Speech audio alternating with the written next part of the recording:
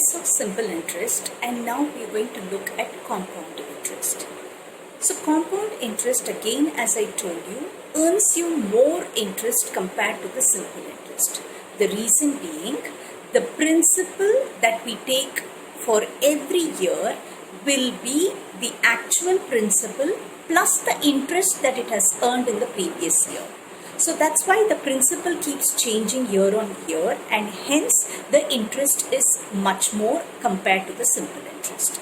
So here we have a formula where we say amount is equal to, which is the final amount that you will get after the end of 2 years or 3 years that you're going to invest in, is principal multiplied by 1 plus r by 100 the whole power t, where r is the rate of interest and t is the number of years.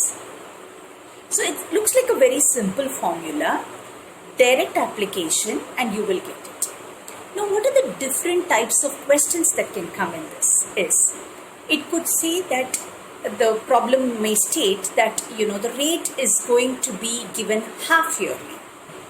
The rate is given quarterly. The rate is given monthly. So you could have variations in this kind of way, and we are going to show you what are the things that you need to change in the formula. So try this and make sure that you do a lot of questions on this compound interest so that you get the foundation clear. Now let's look at the compound interest. Suppose you have, let's say the amount you're putting in the bank is rupees 1000 rupees, and you want to put it, let's say, for time period of 2 years, and let's say the rate of interest, compound interest that we are going to be getting is, let's say, 10%.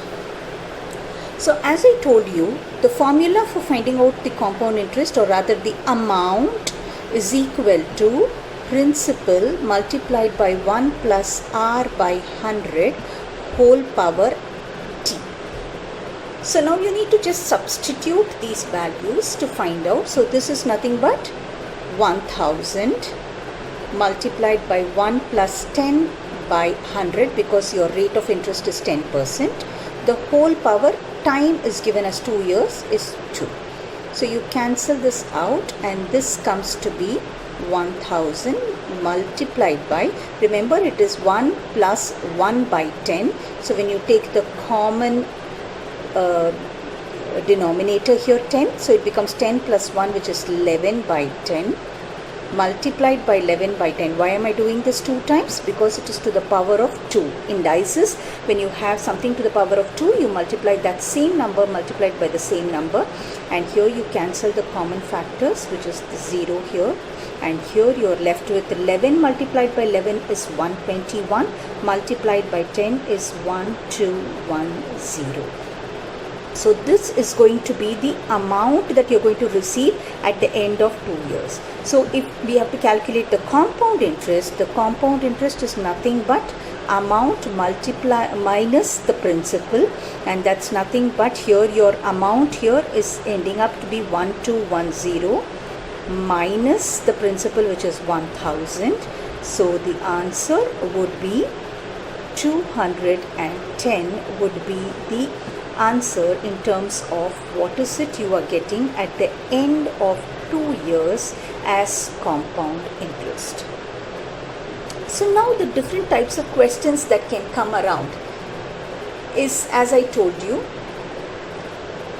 it could be where you're saying that the interest is going to be given half yearly. So if the interest is going to be given half yearly, remember this 10% is per annum, PA or per annum. So every 100 rupees that you put in the bank, you are going to get a 10% per annum for this. Which means that now if I say half yearly, all that you need to do is actually move around in terms of calculating. So I'm going to mark a line here so that you know that this is the half yearly. Your rate will be 10 divided by 2, or the rate divided by 2, and your time period, which was earlier 2 years, is now going to become double because you're saying it's half yearly. So your every half yearly you will get. So for the first year you will have 2 half yearlies. For the second year again 2. So actually it is nothing but the number of years multiplied by 2, which is 4. So your formula still stands as A is equal to P into 1 plus R by 100 whole power T, but here your R is going to change and your T is going to change. So this is nothing but 1000 multiplied by 1 plus 5 by 100. Why is it 5? Because 10 by 2 is nothing but 5. 5 by 100 the whole power 4. So this is nothing but 1000 multiplied by 105. You take the common denominator here. It is 105 by 100 the whole power 4. So when you multiply 1000 into 105 by 100 into 105 by 100 into 105 by 100 into 105 by 100. So cancel the common denominator that we have, the common factor of 100, the 2 zeros and the 3 zeros on top here and 1 more 0 at the bottom, and you multiply this, you will get this as 1215.50. So here you have the compound interest when it is, the rate of interest is given half yearly. This is the amount that you will get. So try different questions of this particular pattern and see the difference. So you could also try the rate of interest is given quarterly. So when it is given quarterly, what should you divide it by? When it was half yearly, you divided it by 2. Quarterly means there are 4 quarters in a year, so you divide it by 4. If it's given monthly, you have to divide it by 12.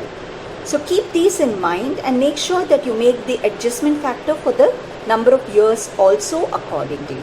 So if it is quarterly, if the number of years is given as 2, you need to multiply 2 by 4 and make it as 8. So make sure that you remember that you half the rate and you make sure that you double the time if it is going to be half yearly, and similarly for the others.